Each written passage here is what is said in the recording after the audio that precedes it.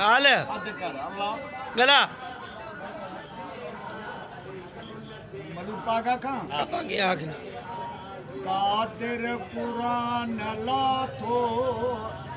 बेहद बयान में मोहम्मद जे शान में सैयद जे शान में मोहम्मद जे शान में सुभान अल्लाह कादिर कुरान लाथो दम दम दरूद दाइम मोहम्मद मथे तो कायम सलवात मुकी थे मौला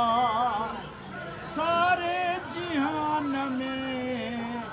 मोहम्मद जे शान में सैयद जे शान में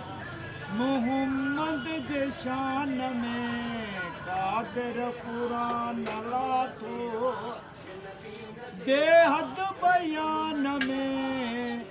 मोहम्मद जे शान में सैयद जे शान में मोहम्मद जे शान में कादिर कुरान लाथो दम दम दरूद दाइम मोहम्मद मथे तो कायम सलवात मुकी थे मौला सारे जिहान में मोहम्मद जे शान में सैयद जे शान में मोहम्मद जे शान में कादिर कुरान लाथो खालिक सजी खुदाई मोहम्मद जले उपाई लौला का ऐलाम मौला दिनुरस नाम में मोहम्मद जे शान में सैयद जे शान में मोहम्मद जे शान में कादिर कुरान लाथो बेहद बयान में मोहम्मद जे शान में सैयद जे शान में मोहम्मद जे शान में कादिर कुरान लाथो खालिक सजी खुदाई मोहम्मद जले उपाई लौला का ऐलाम मौला दिनुरस नाम में मोहम्मद जे शान में सैयद जे शान में मोहम्मद जे शान में कादिर कुरान लाथो बेहद बयान में मोहम्मद जे शान में सैयद जे शान में मोहम्मद जे शान में कादिर कुरान लाथो जिब्राइल बन जिदायो मोहम्मद जे दर ते आयो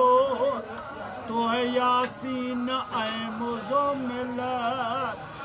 आहिन बयान में मोहम्मद जे शान में सैयद जे शान में मोहम्मद जे शान में कादिर कुरान लाथो बेहद बयान में मोहम्मद जे शान में सैयद जे शान में मोहम्मद जे शान में कादिर कुरान लाथो जिब्राइल बन जिदायो मोहम्मद जे दर ते आयो तो यासीन ऐ मुज़म्मिल आहिन बयान में मोहम्मद जे शान में सैयद जे शान में मोहम्मद जे शान में कादिर कुरान लाथो फेरे होता था बशीर फकीर वाड़े वाह बशीर ला इलाहा इल्लल्लाह मुहम्मद रसूलुल्लाह सही बात। में पढ़न साथे थी बरकत ईमान में मुहम्मद जे शान में सैयद जे शान में मुहम्मद जे शान में कादिर कुरान लाथो बेहद बयान में मुहम्मद जे शान में सैयद जे शान में मुहम्मद जे शान में कादिर कुरान लाथो पाड्रा में सदा शेरल पढ़ कलमो नबियत तू सुभान अल्लाह। पढ़ण साथे थी बरकत ईमान में सुभान अल्लाह मुहम्मद जे शान में सैयद जे शान में मुहम्मद जे शान में कादिर कुरान लाथो